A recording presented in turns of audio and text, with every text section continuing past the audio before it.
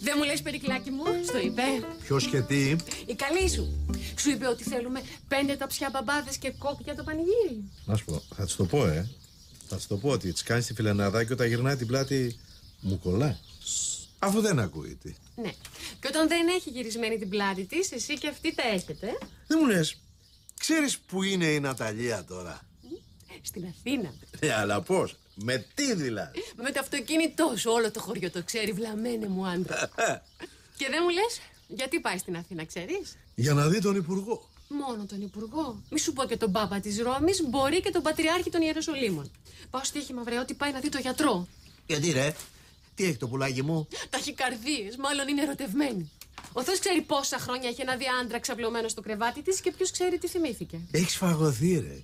Έχεις φαγωθεί να μας χωρίσεις για να με κάνεις δικό σου. Ναι, αυτό. Πριν σε παρασύρω όμως στην ακολασία, θες να πας να ξεκινήσεις τα γλυκά και να έρθω κι εγώ να σε βοηθήσω λιγάκι, γιατί τα βλέπω του χρόνου τέτοια μέρα να ετοιμάζονται. Ράνια, μην κουράζεσαι. Η Ναταλία μου το είπε, το απόγευμα θα είναι εδώ. Βρε, δεν είχε λόγο να κατέβει στην Αθήνα στα καλακαθούμενα μέσα στο πανηγύρι. Α, μην το λες. Άμα έχεις παιδί ξενιτεμένο, έχεις κάθε λόγο. Εγώ τώρα την Κατερίνα πια τη βλέπω σαν παιδί μου. Θεούλη μου, πόσο ηλίθιος μπορεί να είναι ένας άντρας, Πόσο ηλίθιος.